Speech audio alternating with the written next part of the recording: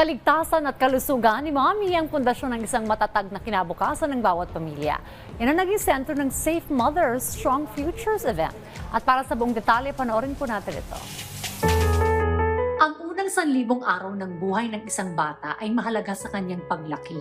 Ngunit kapag ang ina at sanggol ay kulang sa nutrisyon, maaring maapektuhan hindi lamang ang kanilang kalusugan, pati na rin ang kanilang kinabukasan. Ayon sa UNICEF, 3.6 milyon na batang Pilipino na may edad na 5 pababa ang kulang sa timbang, habang 4 na milyon naman ang nakararanas ng stunted growth o hindi tamang paglaki.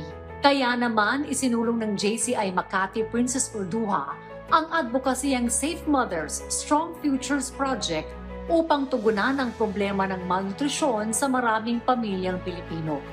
Makakatulong kami in a way na talagang to help spread the word and awareness na sobrang crucial and important talaga yung nutrisyon ng nanay, ng nagpapadede, ng sanggol.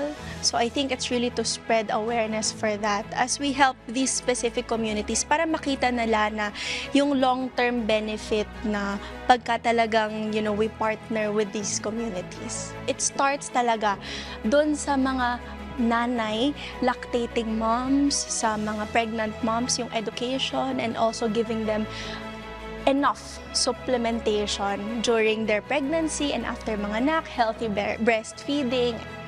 Mula sa pagbibigay ng impormasyon hanggang sa suportang medikal, patuloy nilang pinalalakas ang kaalaman ng bawat pamilya para mas mapangalagaan ang kanilang kalusugan.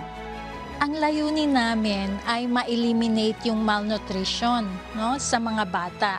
At syempre, sisimulan natin yon sa mga nanay na magbubuntis pa lang o buntis pa lang para sa simula pa lang ng buhay ng isang bata ay magiging well-developed na siya. Hindi lang physically, pero pati yung utak nila ay ma-develop ng husto. Laking tulong lalo na pag libre yung binibigay kasi nakakalis ako sa gastos lalo na yung gatas. Binibigay nila yung gatas kaya sabi ko at least sa mahal ngayon ng bilihin nakakalis ako ng gastos. Napakaganda. Ganda yung programa. Nakakatulong sa aming mga pamilya. Sa huli, higit pa sa serbisyong pangkalusugan ang hatid ng proyektong ito, kundi pag-asa at mas malusog na kinabukasan para sa mga ina, mga anak at buong pamilya.